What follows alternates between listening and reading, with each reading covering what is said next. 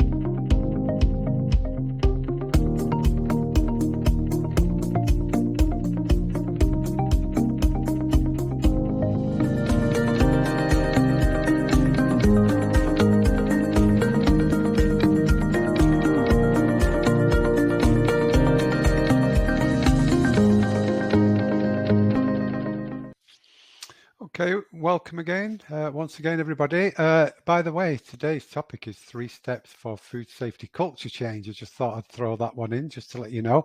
It is being recorded today, and we'll send the recording, slides and certificate afterwards. But for now, welcome, enjoy, and I'll put the slides on. I'll be back for the Q&A later. All right. Thank you very much, Simon. And I'm glad to be here again. I was here in March and gave a presentation in March about food safety leadership. And this is a bit of a continuation of that particular presentation. So this is basically, we're going to focus on the culture change element of it.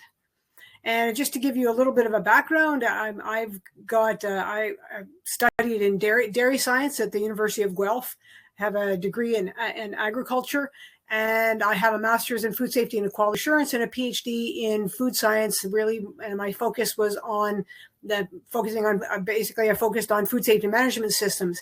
In between that, I taught at Campbell College, and I did a lot of years in rural extension.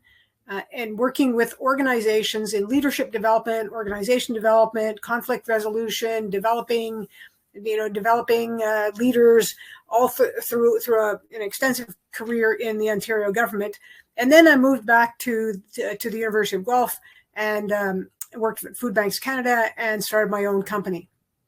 So that's just a brief overview. But the point of giving you that overview is to let you know that I have both a food science background and a background in social sciences, in leadership and organization development.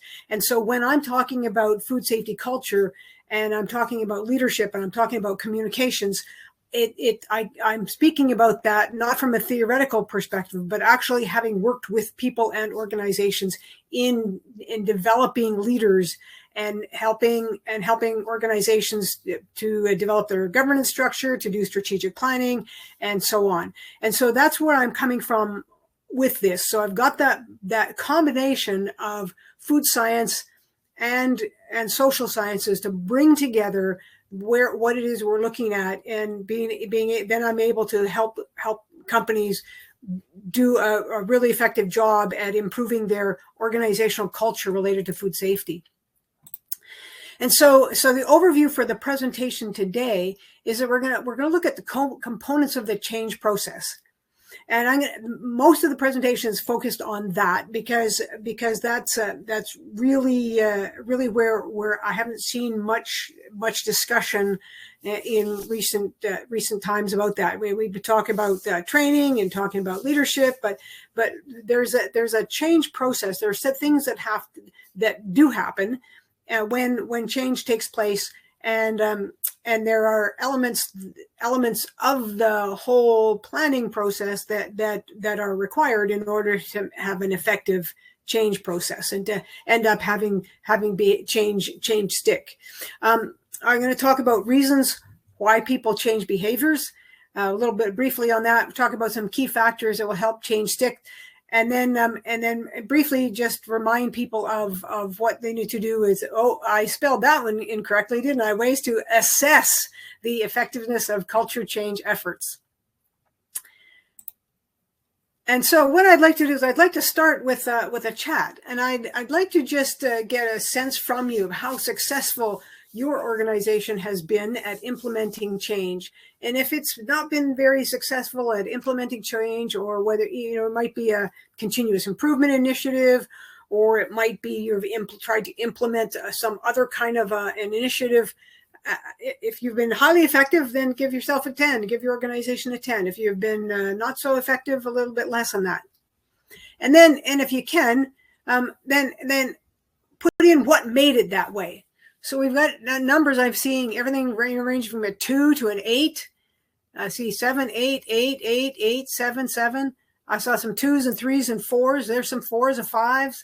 All right, so he's basically all over the board in terms of how effective successful your organization has been. And some of it depends. Somebody said depends. Training was some of the reasons that it was effective. That's a key thing, yeah. These are going pretty quickly, so education, there we go. I'm trying to catch resistance and wanting to people wanting to hold on to the old stuff.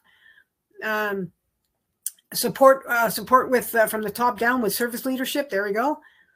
Yeah, and it wasn't very effective because top management was undermining it. It was effective because there was commitment to it. All right, so great. Thank you very much for that feedback. I really appreciate that. It gives people an idea that wherever you are, there are others that have similar experiences. And so then what I wanted to focus on was just because you know that your organization is successful in implementing change or not so. And so what made it that way, we're going to actually look at some of the models that organizations might use for change processes. There are a couple of different models. Actually, there were something like 10 different models. I'm going to talk about a few of them. They all have their benefits to it and all drawbacks depending on what it is you're looking at. And sometimes they're looking at individuals, some are looking at group level, and some are looking at a much higher level, organization level, strategic level. And so how you the model that you look at is going to, or that you decide to adapt or include, is going to depend on your perspective or what perspective you're taking. So if you're looking at an individual level, you're going to look at a slightly different model than you would if you were looking at a strategic level. And it's not that you would use them, that an organization would use them independently. They might actually be using a couple of different models at different layers of the organization. One very commonly used model is called the ADKAR model. ADKAR is an acronym that stands for the awareness, desire, knowledge, ability, and reinforcement. So awareness is awareness of the need to to have that, to implement that change that's being looked at. So that's what the awareness part is. The desire, the desire to support that change. How is it? How are people in terms of their interest in wanting to make that change happen? The individual's knowledge on what it is that they need to do in order to support that change or implement the change that they're aware needs to happen. A is the ability to perform or implement whatever it is that they're being asked to do, that they've decided they're going to go along with in terms of this change, and R, reinforcement to make that change stick, to keep working on it to make the change stick. I'm just going to have to, just hold on a minute. I've got to open up my slides so that I can, because I see slides from a different perspective when they're on this, and I've got notes and I'm missing my notes pages. So I'm just going to have to, there we go. So I just wanted to check about what else I wanted to say in this. So that was that was at the individual level. We're looking at that sort of from an individual perspective. Maybe even a group level. A group might be aware of the need. You might create a group to be aware of the need, create a group to have a desire to support it, have a group training and those kinds of things, have the group, make sure the group is able to do it. But a lot of times people will be looking at this more of an individual level. The creators of this ADKAR model have said on their website, organizational change requires individual change.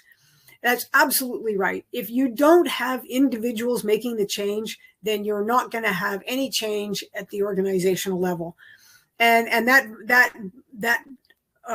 ties in with the research that I did that shows that the work unit commitment to food safety is what predicts food safety behavior.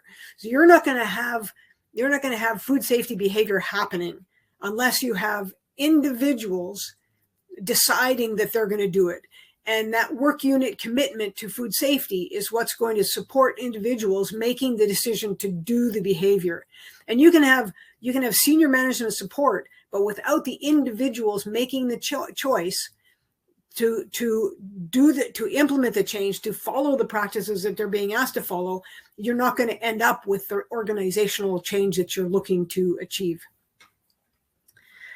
The next model I wanted to show you is Kurt Lewin's 3 stages of change, and Lewin. I'm getting all kinds of.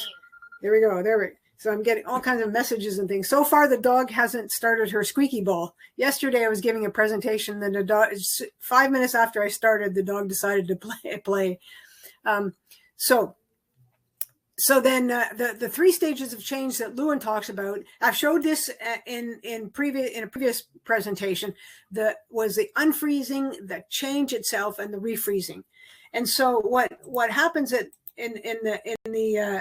in Lewin's 3 stages, he's really looked at it. Some people say it's a little bit simplistic, but there's a lot of stuff in each of those stages. And the first stage is that it ties in with what the ADKAR is, the organization creating the readiness and the motivation for change. So people need to know why there's a need for change. And there will be something happening at the organizational level that will attempt to induce guilt or anxiety about not following with the change. We want to basically create the awareness for change and create a motivation so that people will want to implement the change that the organization wants, that the organization thinks is desirable. And then the other key element of this is that the organization needs to create a safe place for people so that they would be willing to change and follow through on that.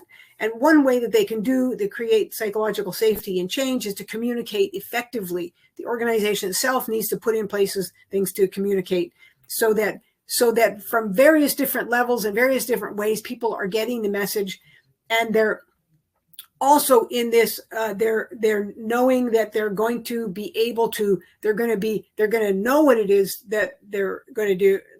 So they're going to know what they're going to have to do, and they're going to be trained well enough on that. So basically at this unfreezing stage is you're setting things up for the success later.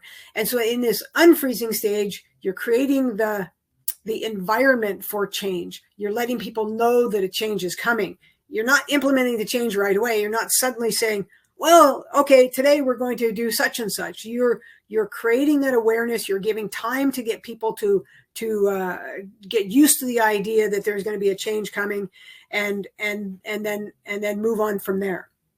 The middle part, the change process, is implementing a plan that's been developed in that unfreezing stage.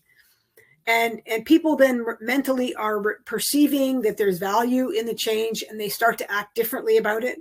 They're identifying with, and they're taking a new perspective during this change process, where the process is actually being implemented, where new equipment might be brought in, where new steps are being followed, where there's training and follow up then to make sure that people are doing the things the new way, whatever that new way happens to be. And then they may be checking for new information. So everybody, the people who are on the front line might not be checking for new information, but people who are involved in the leading the implementation are going to be paying attention to what's the feedback coming from people, what's happening with the uptake, where are the issues, what's going really well, how can we work with people who are implementing things really, really effectively, and help and get them to help us in areas where others aren't implementing it quite as effectively. So that there's a whole bunch of things that are happening in this middle stage of the change process. And then the refreezing part, that's the part where people are integrating the change. This is the sustainability part. This is where you've got personal and individuals. It's a personal and individual perspective where if I'm an individual working there, I'm working hard to continue the new stuff that I've learned to do, and my supervisors and are supporting me in that. So they're giving me an opportunity to do a little bit of a lapse, but then there's a correction. So there's this support, this ongoing kind of support to make sure that the change sticks. So that's this stage of that's this refreezing stage. One of the things that most people don't talk about when they criticize Lewin is that they miss a key part of Lewin's work, Lewin's perspective, and that's what Lewin is called a force field analysis. And what this does is it identifies the resistance that there might be. And so on one side of the picture here, the image, you can't see the detail. It's not really that important. The detail is not really that important.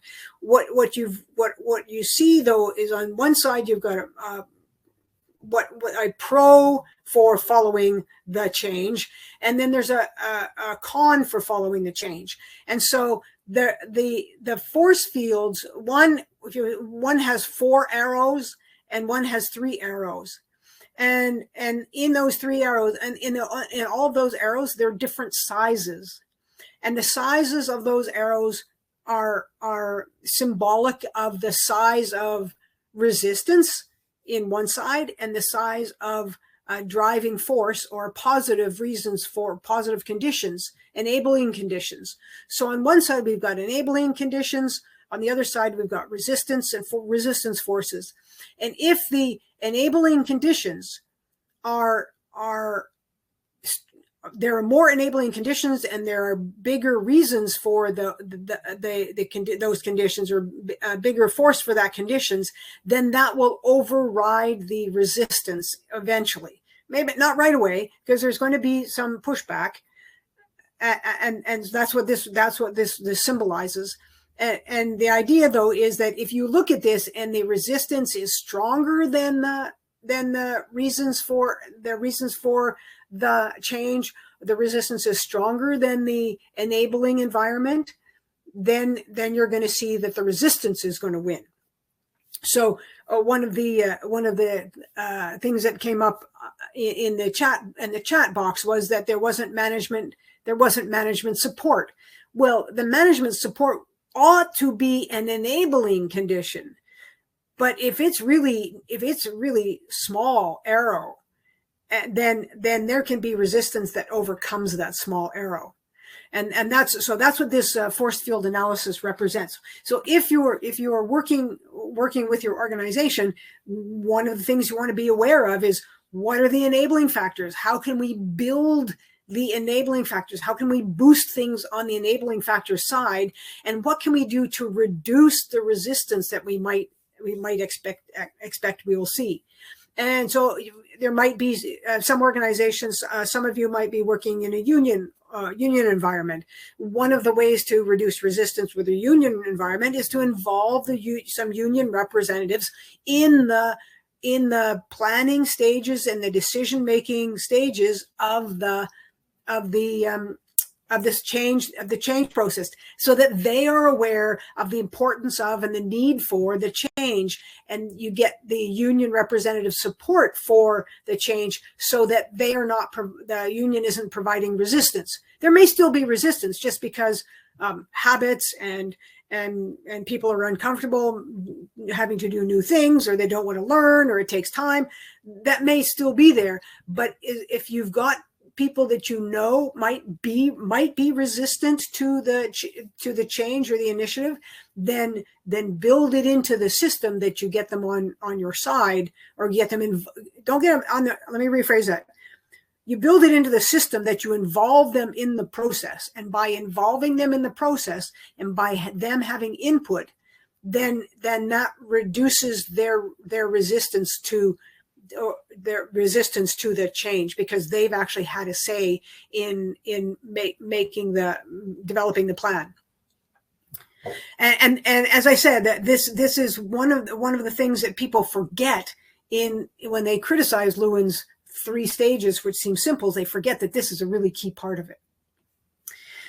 One of the common examples that people use, or common processes people will refer to for change, is Kotter. John Kotter has process for change. In 1996, he wrote a book called Leading Change, and he created a list of 8 things. And then in 2014, he he wrote a new book called Accelerate, and he changed his change processes. He changed those 8 steps. So there are still 8 steps, but they're slightly different. And so even Kotter in his change did a bit of a change thing. So similar to what Lewin talked about, and similar to the ADKAR process, there's this idea of creating a sense of urgency, saying why it's important to do now. It's important to do, and we got to do it now because.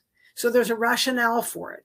And then you build a guiding coalition, is what Kotter says. A guiding coalition is you build a team, and that team then says, okay, what do we need to do? Why do we need to do it? And then the plan is developed for this.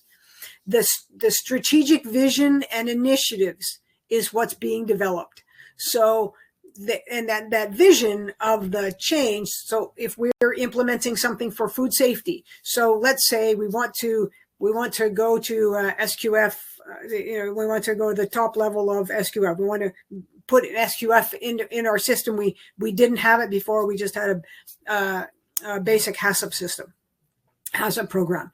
So now we want to implement SQF, and we say we want to implement SQF because we've got the potential for a new customer. It could be a BRC, it could be anything. We've got a potential for a new customer, and the new customer wants prefers to have this particular GFSI standard, and so this is why we're going to work on it. It's going to benefit the company, and when it benefits the company, it's going to benefit all of us. We're going to be able to hire more people, and so on. So you're creating that you're creating the rationale for the initiative, why we're bringing this in, why we're going to be doing all these things. It's part of the vision of the company. It builds in, and then throughout that, you're creating the plan of implementation. You're not going to suddenly one day come in and everything is all going to be SQF or whatever your standard the working towards is. You're going to develop it over time. When it says on number 4 here that you want a list of volunteer army, that means that the volunteer army is the people who are in your organization who are going to be, will be supportive of this initiative. These are not necessarily the formal leaders, but these will be informal leaders and other people that want to be involved in making things happen and moving the company forward. And a lot of times we see that. I don't always get to see it at the beginning stage, but at the end stage, that's when you get the team of people together and their pictures saying, "Oh yay, we reached our whatever our credential happens to be," and there's a big celebration at the company. Then you see all of the people that are involved in that, and it's that army of volunteers needs to start somewhere in order to have that celebration at the end. Of course, everybody in the organization should be celebrating, not just those people who were on the planning committee. Enabling action by removing barriers, number 5 on this. That's what Lewin's force field analysis is saying, all right, recognize what the resistance might be, recognize what the barriers might be. And put in some enabling factors, not just removing barriers, but add enabling factors that would make this the change process happen more quickly or happen more effectively. Generating short-term wins is basically part of it is about how you plan your implementation phases, and then celebrate all the way along as you're making small gains, small progress along the way. Celebrate that. Let people know what you're doing. Let people know the process. Communicate that out to people in the organization, so it's not a sudden thing. They're not being kept in the dark about things. You're actually letting them know how things are progressing. Whether you're on track, whether you're a bit ahead, whether you're a bit behind, whatever it is, you want to let people know that. Number 7 is the sustained acceleration. Is that as you build momentum, you want to keep that going. You don't want to. Britta, can I just put it?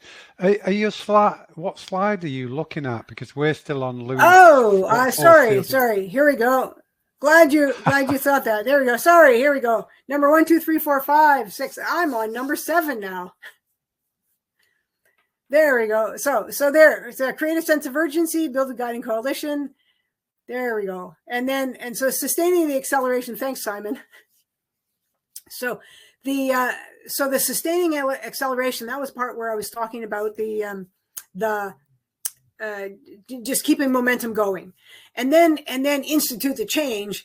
Well, you're sustaining this acceleration. The change is being instituted as you are going along. It's the change is happening, and then you're not instituting the change. It's happening. It's happening over time, and you're really. I would suggest that it's not an instituted change for this particular, at least in the way that if you're working on it over time, this is not when the change is instituted, it's when you're sustaining the change.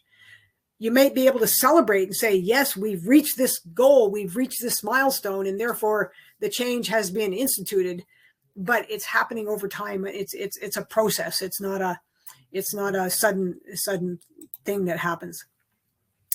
One of the things that you may find, and people will talk about a KublerRoss model of stages, and this is more of individual reactions to change, and I've seen people talk about this in terms of this being a change process, and I would suggest to you it's not a change process from a planning perspective, but this is part of how individuals might react to change, how individuals might react to a change that is being imposed on them.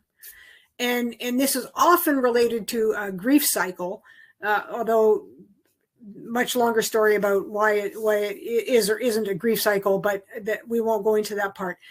But what KublerRoss has identified through her research was that there are different stages that people will go through as they are dealing with the reality of a potential change, or dealing, in this, it happens to be a grief cycle that they're talking about, dealing with the reality that somebody has died, or dealing with the reality that they may be terminally ill, or dealing with the reality that their job is being cut, or dealing with the reality that they are going to have to change to a new position within the company, dealing with the reality that they're not going to work on this piece of equipment because there's a new piece of equipment coming in, and the piece of equipment that they were working on for the last 10 years is being removed.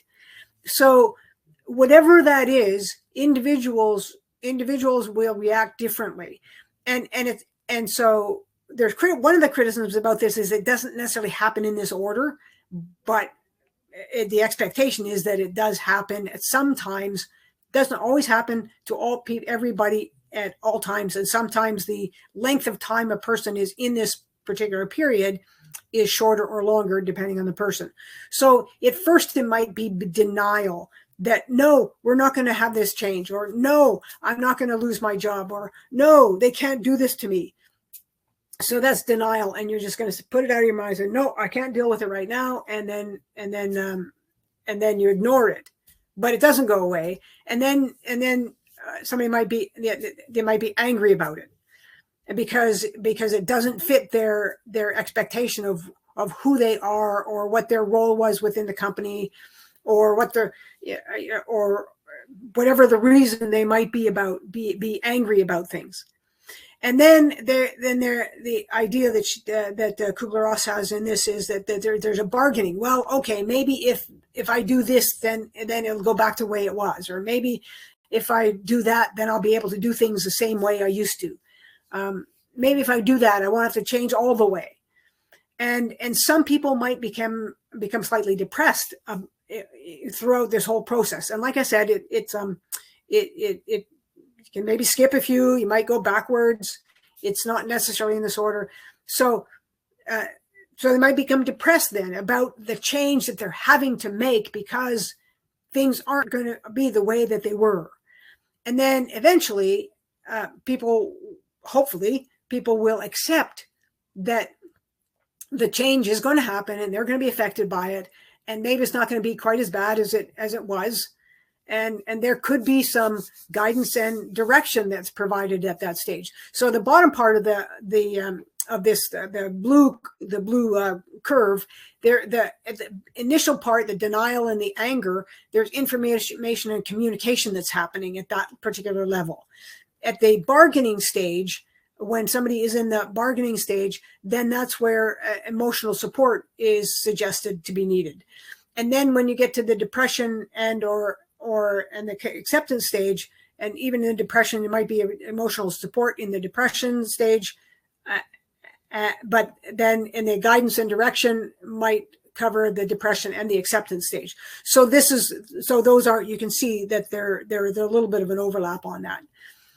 I don't want to get into the psychology of this. It's not important. It's really just the reason I want to show this to you is so that you have an understanding of the emotional reactions that you may find in people when there is a change being initiated for whatever reason that change happens. And maybe you could even think yourself about some changes that you might have, and how you might have reacted to some changes.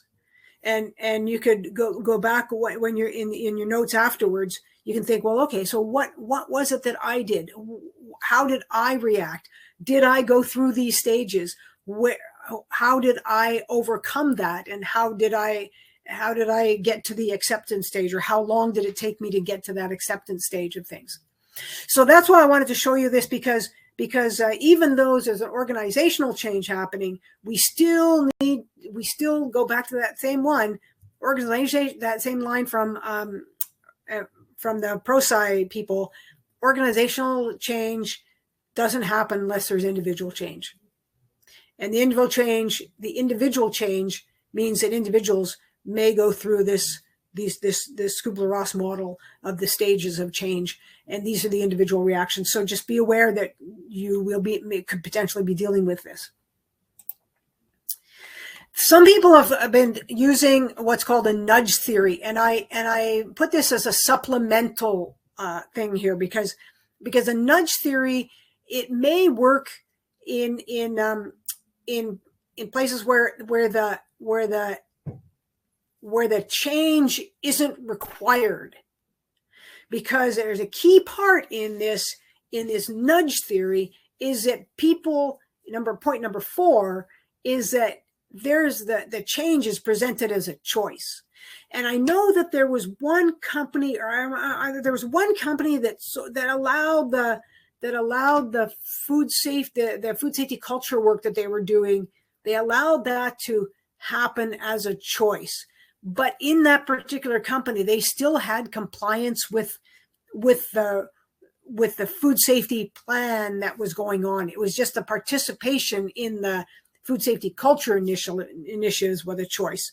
So you can't have nudge theory working when you have to meet certain legislative requirements. There's no nudge theory available for that. The nudge theory can work if you've got options for having people involved in different ways. So that nudge theory part, number 1, is you have to define your changes, the changes that are going to be happening, just like the other ones that we talked about, except KublerRoss. But the Cotter and the pro-sci and the Lewin all talked about knowing what your change is going to be. And in the nudge theory, you're actually considering the changes from your employee's point of view. And if you think back to the Lewin one, that was when you said, well, all right, what's the resistance going to be? What are the enabling factors? How are we going to reduce the barriers? But what's the resistance? And what might maybe there would be reasons that employees would want to do that. So consider that from the employee's point of view. Then in this one, you want to use evidence to show the best options that the employees have. That here's an option 1, here's an option 2, here were some different options. You might even, it doesn't say here, but you might even ask employees what they think the options might be if you're using this nudge theory as a approach, and then give them the choice to change or not to change. Listen to their feedback. I got to listen to their feedback. I was a little bit ahead of myself on that. Limit the obstacles, remove barriers, and then similar to what Cotter talked about, maintain momentum, sustain the acceleration, and have short-term wins, generate short-term wins. So these are several models and ideas and theories of change processes, the stages of change at an organizational or group level and at an individual level. So that I wanted to make sure that you knew this, because these are key things that you're going to need to know in order to understand this idea of food safety culture change. So then I'd like to get you involved here. Now that we've sort of gone through that theory sort of thing, is that what challenges do you have in communicating the need for change or improvement in your organization? So maybe think about that, because you've got to identify what the needs are, right? Create a sense of urgency and identify the needs. You've got to then communicate that to let people know, to create that awareness. Like the ADKAR model talked about the awareness, needing to raise awareness. What challenges do you have in communicating the need to change?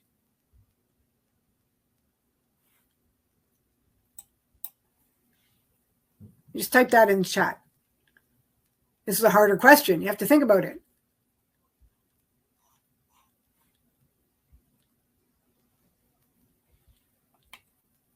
Need to remind staff all the time. Simon, are you getting any comments there?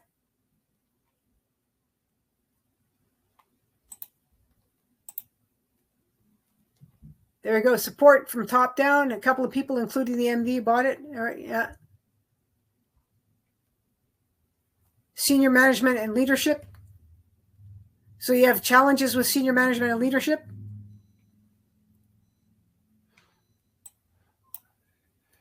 Yeah, old habits. 20 years we did it this way. Oh, yes. Yes, that's right. Old habits die hard. Understanding the importance of change. I see that. Explaining the why. Yep. That and the why is really important. If there's a good reason, then it helping people to understand that reason is important. And sometimes, I was reading some articles. I was reading some articles recently, and one of the things that I was reading is about that people, if they understand risk better, then they can understand the reasons. They can better understand the reasons for more the food safety practices are being asked to do.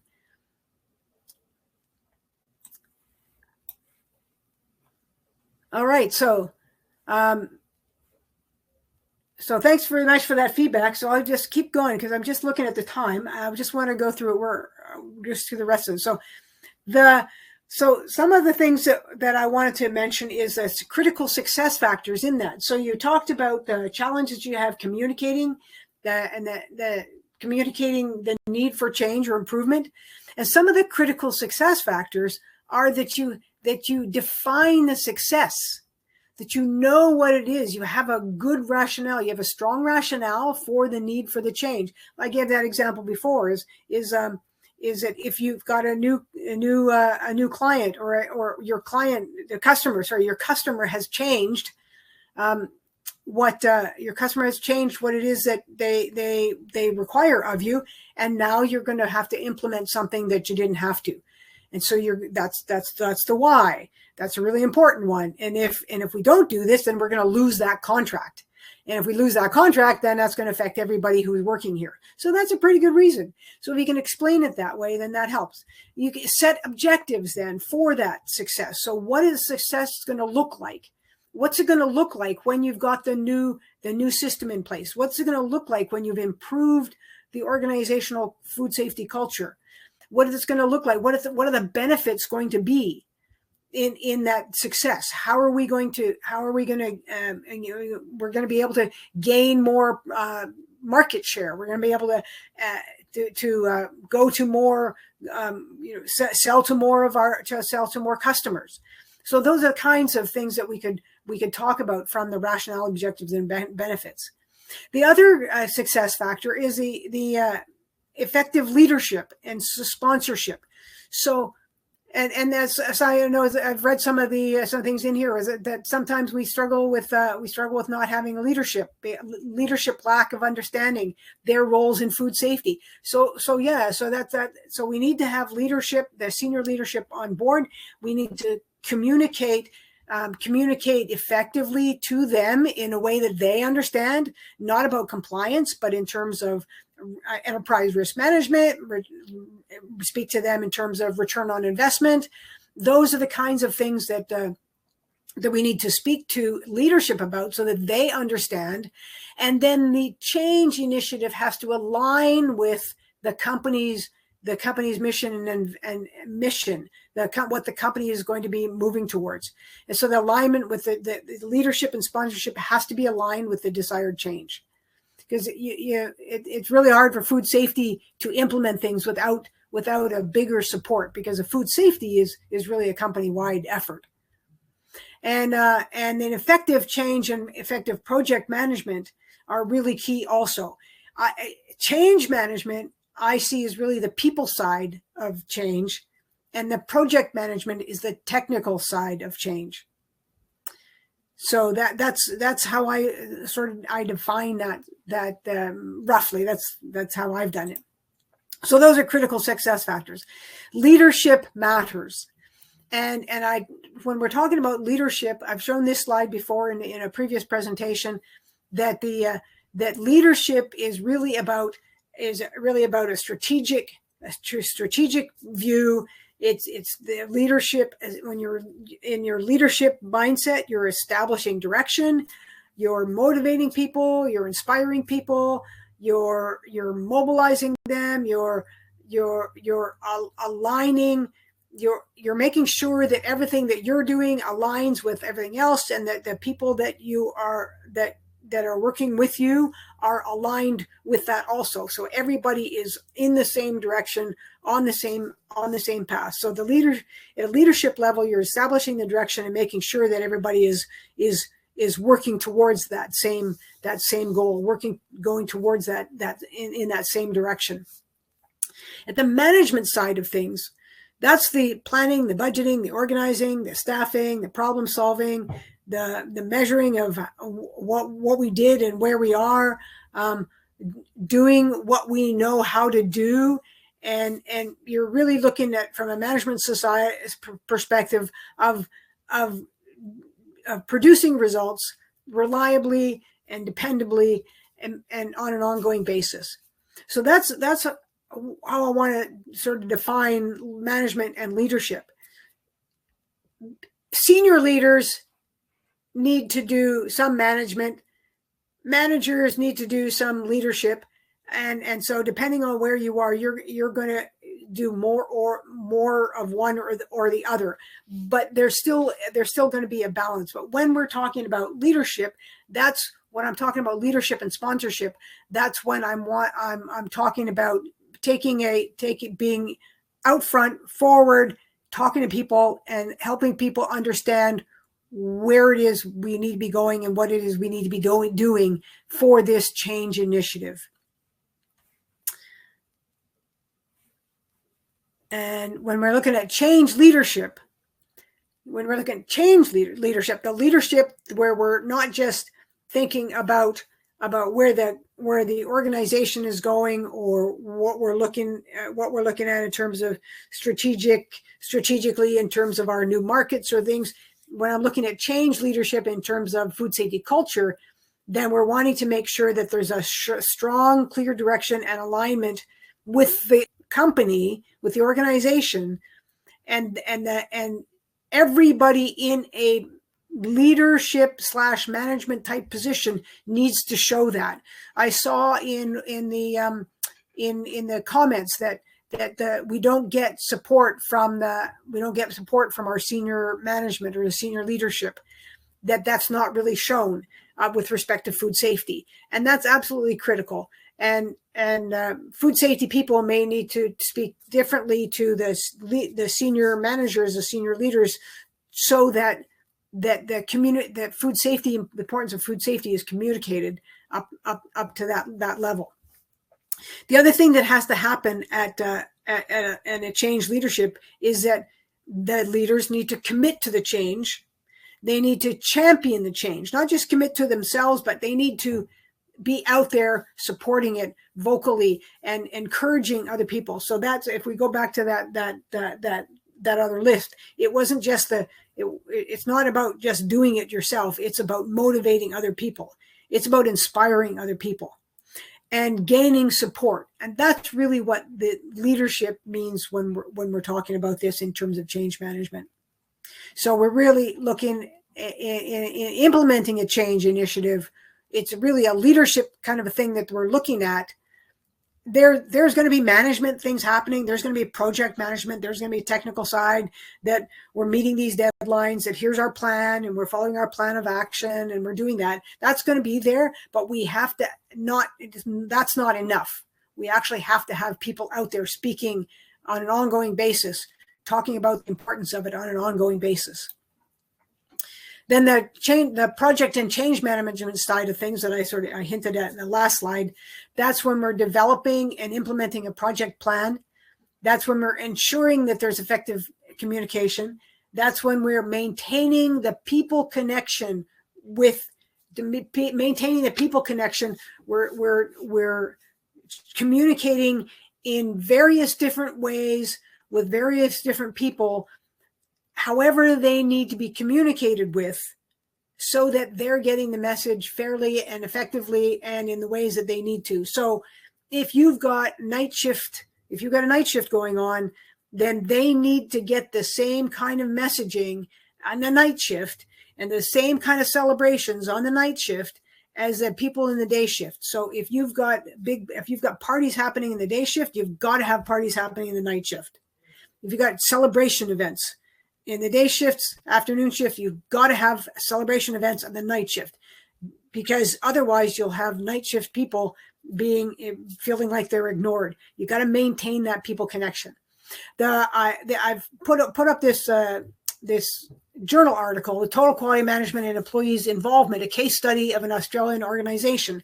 And the reason I put that one up there is because it reminds me to let people know that there was a total quality management initiative that had employees involvement, and it was going well. And then it fell off. It fell to the wayside.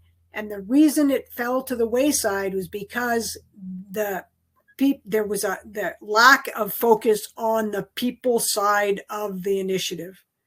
So their technical side kept on going, but the employees weren't being involved anymore. And I didn't mention this in the very beginning, but there's a number going around that 70% of change initiatives fail. That's debatable, but one of the reasons that is expected that the number 70% came around is because 70% of the change initiatives, they focus on the technical side of things, not the people side of things. And the 30%, if we're going to use that number, the 30% that are effective are the change initiatives that involve people and keep the people involvement, keep people active and involved all the way along, and in sustaining the change. You can't have a change and not sustain it. You've got to sustain the change until it becomes a new habit. So there was a comment that came up and says, we've been doing it for 20 years. And so change is hard. It's become a habit. Well, so you've got to sustain the change initiative. You got to sustain it until it becomes a new habit. And there are so many examples of things being what you've got to do something for 60 days or 30 days or 60 days or 90 days before it becomes a new habit. And so that's the kind of thing that has to take place for a change to become a new habit. So whatever the new changes are, it's got to be sustained. And with an organization, to shift a culture, it's got to be sustained over years, not just 90 days, 60 days. 90 days or 60 days is enough for an individual's habit. And even then somebody can lapse into whatever they were doing before. So it's got to be sustained over several seasons, over several rotations of whatever your production cycles are, those kinds of things. It's got to be sustained, or it'll drop off, and it'll be your organization will end up being just like the other in among the 70% that have change initiatives fail. In communicating change, I've just this slide was one that this set of slides is one that I've shown before, so I'm going to go over this fairly quickly. There you can check the March presentation where this I spoke a little bit more in more detail about this. That I wanted to talk about communication, the messaging. I briefly touched on this earlier.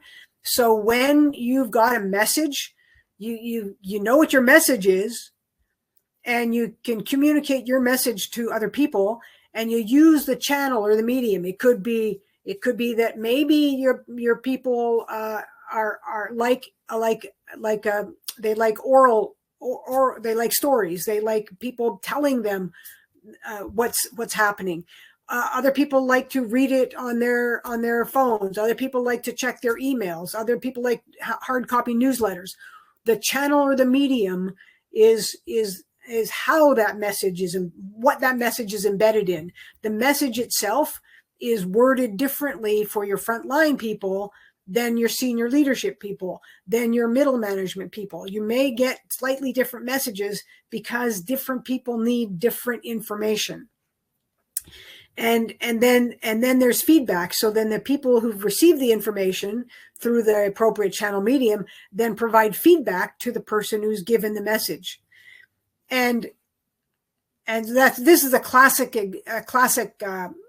model of communication, that you've got a message, you've got feedback, and there's a channel or medium. And what can happen then, let me go to the next one. What can happen is there can be static in this message. There can be a breakdown in this message, and in the communication. Maybe the breakdown is in the message. The messaging is incorrect. Maybe I'm being too scientific when I'm talking to frontline employees or senior management, and they're not understanding. I need to speak in terms of return on investment to senior management. I need to speak in terms of how it's important to the frontline employees differently. I need to speak differently to my peers. Whatever channel I use, if I'm trying to communicate with millennials, maybe I want to be using cell phones. If I'm wanting to communicate with somebody who can't read can't read English or doesn't speak English, then I have to change how I communicate with them. Maybe I have to use pictograms or something, and then I get feedback from them. If there's a barrier in there, or there's a breakdown, we have an issue with communication. This particular slide, I hinted at that one before in our earlier conversation when I said, talk to people who are informal leaders and involve them in the. For example, I gave the example of a union representative, and involve them in the planning stages of things, because you want to get the early adopters on your side, because the early adopters to any innovation, any change initiative you're trying to implement, the ones that you are sure are going to be supportive of it, that are also seen as informal leaders in the in their groups. Those are the ones that people are going to follow, and you want to get them on your side. Other people are going to follow, and they're going to start to implement that way. So that's why I wanted to include this one in there. But as I said, you can go to the previous my March webinar to get more information about that one. Employee involvement is that's another key factor. You want to make sure that everybody knows that everyone is responsible for results, that employees contribute to the decision making, and get them to know that continuous education and training is essential, that it's going to be an ongoing thing, and you're keeping people educated and trained because it benefits them and it benefits the company. It's not just because they're having to learn new equipment and things, but you're wanting to make sure that they're involved in everything. They know what it is that they need to do. So going back to the ADKAR model, they're not just aware and they desire the change, but they have knowledge about the change, and they're able to do what it is you're asking to do. So they have the ability to do it, and they have then you're also making sure that you have the equipment that they need to use, whatever that happens to be. So if they need to wash their hands, then you need to make sure that there's equipment available and that there's not a long lineup for them when they're having to wash their hands. I'm just picking hand washing as that example. And so then just in a chat to get feedback from you, what is one way your organization has successfully sustained a change? So what's your organization done to ensure that change is sustained, is people are doing things?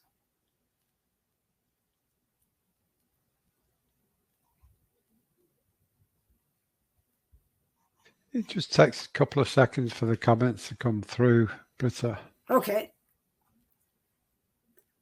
So while people are typing their comments in about that, about what their organization has done, maybe not the one that you're in, maybe another one that you were with. then we can I'll go to the next one.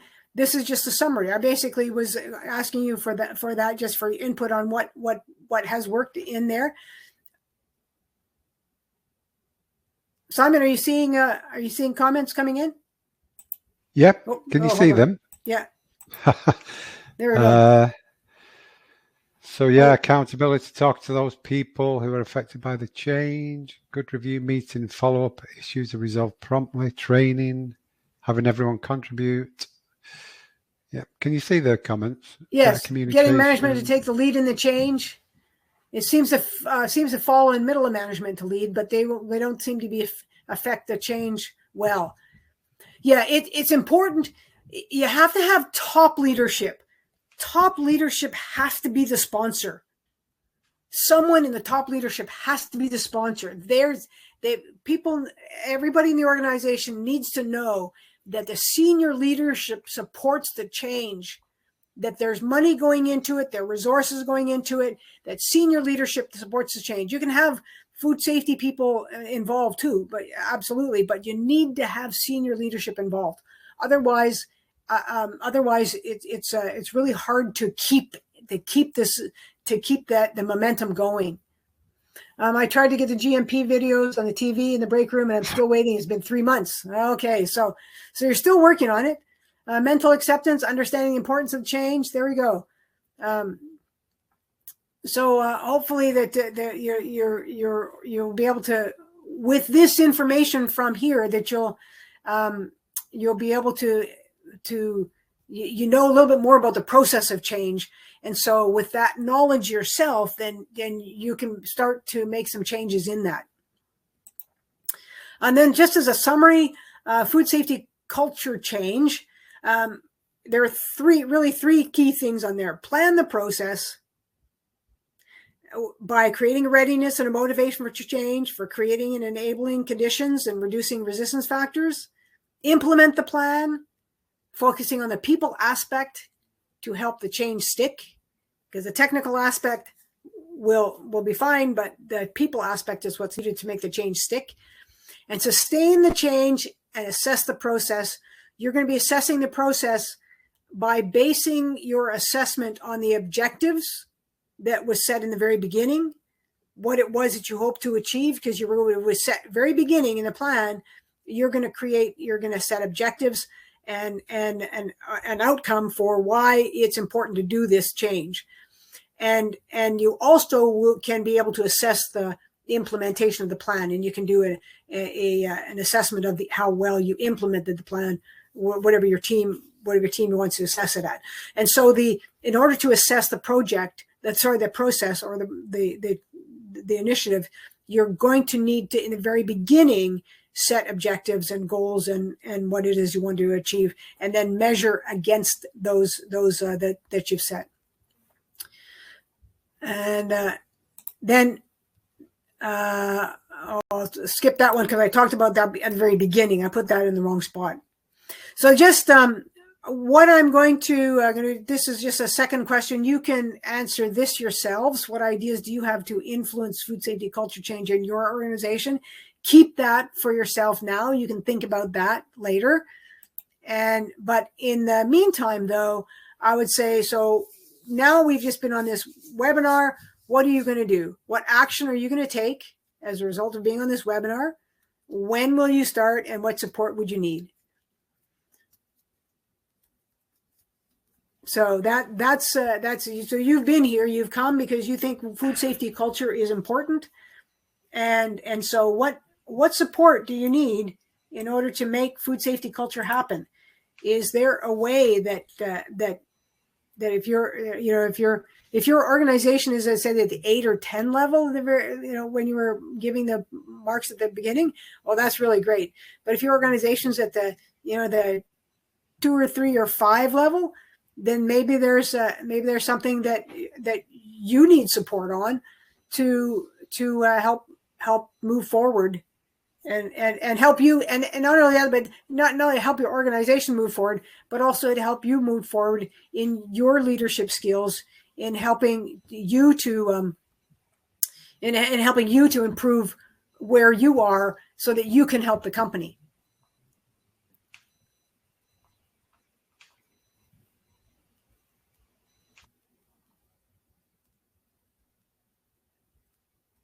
So I can't tell where the times are on these things. So some of the issues that people have were a lack of support. Top management listens. The production is more than to production more than quality. That's often a kind of a thing. That's one of the issues. Top management commitment or supervisor issues. Yeah. So these are some of the issues that people have. But what actions are you taking? I'm hoping to see that.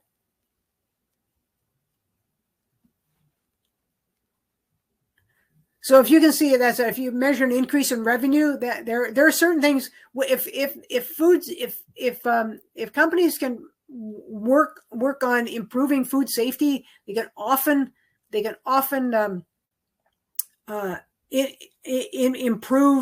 improve some production outcomes. Also, it depends on what the issues are, of course, but it's that's one of the things that are potential.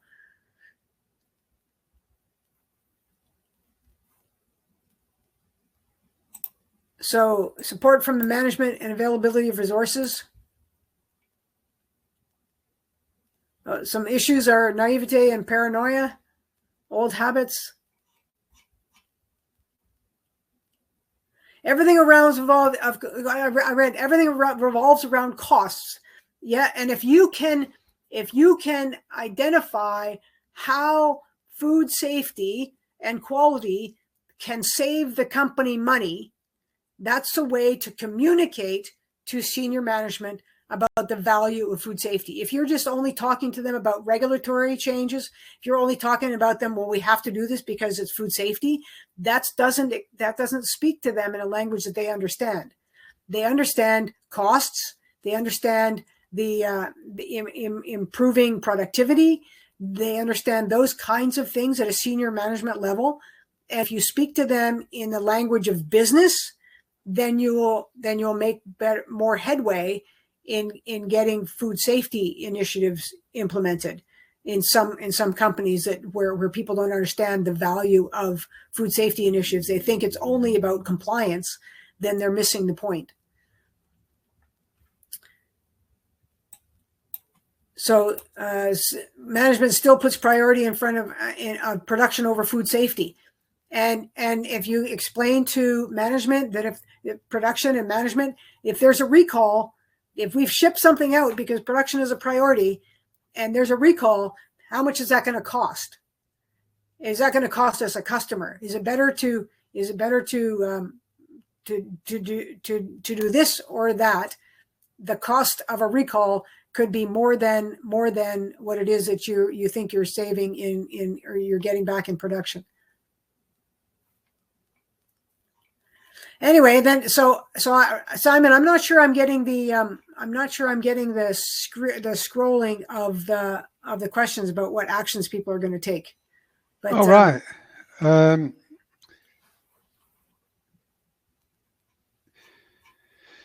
I thought I did see some. Need to talk with OMD for full commitment, implement training, use real life examples of food safety issues in the industry, take initiative to converse with the management, explain the why behind the change to better explain where the change is coming from, focus more on people aspects, create a award system, gain commitment of others, include some of these slides with a meeting. And then someone said time equals 1 month. Actions reviews are 1 point lesson to continue to drive the point of what needs to be done as a nudge method. So yeah, there are lots of comments there. Can you not see them? No, I'm not getting them. I'm getting. For example, I've got change is never easy kind of a thing, right? So so whatever it is, doesn't matter. I'm not getting what you're getting. I'm not seeing those. Anyway, no matter. Basically, I just that was my last slide. And if anybody has any question, I'd be happy to. I know we were over time, but Yeah. If people are able to, if people are able to stay on, then I'll be happy to answer some questions. We can stay for 10 minutes. I mean, unfortunately, my connection went, and then it deletes then all the chat, so I can't see any previous questions. Okay. So if anybody does have a question, we can take a couple of questions now. So you'll have to type in and apologise because they just all disappeared, which isn't good. Okay, so question from Stephanie. Is it always left for quality department to work in improving food safety culture in the company, but top management or corporate only listen to production efficiencies? What can we do to lift up full food safety culture in a company when we do not have the backing of the management, either on site or corporate? Okay, so this is where, as I mentioned before, that as a food safety and quality professional, you need to start thinking more about how food safety and quality fit with the business side of the company. Not just about, quality is important. We have to have quality because our customers need quality. You've got to be able to speak business language, not just food safety and quality language. And that's a key thing. So that was one of the things that I think that food safety and quality assurance people, we get so focused on our technical side of things. We need to understand other people's side. If I go back to Lewin's force field analysis, what are we looking at in terms of the force field analysis? What are the other perspectives? No, it wasn't Lewin. It was somebody else who said it was a nudge thing. It was the nudge thing. Think about the other person's perspective. What is the other person's perspective? What are the other people thinking about? What are their priorities and why? And how is it that I can understand? What is it that I need to do to understand their perspective? And what is it that I need to do to change my thinking and be able to communicate in a way that they would understand? If I'm going visiting a country and I don't understand that language, it doesn't matter how loudly I speak in English. That doesn't mean that they're going to understand me. I need to change my speaking so that I can communicate and I can get understood there. It's the same kind of thing. Like, it doesn't matter how loudly I speak about food safety and quality assurance. Production thinks that production is important. I've got to be able to speak about food safety and quality assurance in the context of production, in the context of how can I help make production better. Yeah. Okay. Karen is asking, I've given all our employees a food safety culture questionnaire. What do I do with it? Well, Karen, we're gonna have to have a conversation after this because it depends on the questions are. It depends on what did you intend in the first place. So if your only reason was to give them a questionnaire, well, what did you intend to do with that information when you got it? So presumably you were gonna do something with that information. So you're gonna have to contact me. My contact information is at the end of the slide, and we can follow up. Okay. Question from Charles: how to instill a food safety culture in a workforce that's illiterate? So your workforce, no matter whether they're illiterate or not, has a food safety culture. If you are trying to improve your food safety culture, then you communicate with them in a way that doesn't require literacy. So I'll give you an example. When I was doing some research, I had a survey, and I gave people, I shared the survey, and I gave people the information, I gave people the survey to fill out. But I read every single question, and I had a large card up with me, and I showed them the card. So I had the card up, and I read the question, and I pointed number 1, 2, 3, 4, 5, whatever it was, and I read every question, and they filled out the survey as I went through. And so those who could read a little bit were helped by that. Those who couldn't read at all were helped by that. Those who could read really well didn't need me. And so that's how I addressed the survey in with respect to literacy. So when you've got a group that's illiterate or that reads another language or whatever, then you can use pictograms, you can use other kinds of things, you can use verbal communication. You don't have to have written communication. Videos. You can do plays or something. You have people put on a play. There are different ways you can do that. Okay. Question from Fahad. How can food safety culture be implemented in a production where 40% of the staff are continually changing every 3 months? So food safety culture, again, as I said before, food safety culture, you have food safety culture. If you want to improve the food safety culture, then you need to be working with everybody that comes in. So your staff are continually changing. Then you are continually doing an orientation and training. And that's where you're doing your orientation and training all the way along is going to be focusing on food safety, as well as the other things that you need to focus on in your orientation and training. So an orientation and training is your socialization in the company. And then the people who are your stable population, the stable employees, the ones that are hanging around longer, because it's probably not everybody changing. The 40% is changing. It's not. There's going to be a few people who are staying. Then make sure the ones who are staying, the longer tenured employees, have the skills and knowledge and attitudes that you need them to have to support food safety. And then in that case, you're going to have to be working with production, because if you're food safety and quality assurance and production is getting an overturning, you're going to need to support production in that way. Okay. I think we'll leave it at that. We're 20 past. We're over. If anybody does have a question, we'll be following up with the recording, the slides, etc. And if anybody does have a question, you can always email you, Britta. Yeah, that's right. Yeah, my email's at the end of the slides. Okay. Right. Brilliant. Thanks very much, Britta. Have a nice weekend. We'll see you soon. Great. All right. Thank you. Thanks. Great, bye. So that was great. Britta Ball, I'm going to load your certificate in the sidebar. Like I say, we'll follow up with the recording slides and you'll get your certificate as well in an email. It'll have Britta's contact details. So if you do have a follow-up question, you can always contact Britta. So happy Friday, everybody.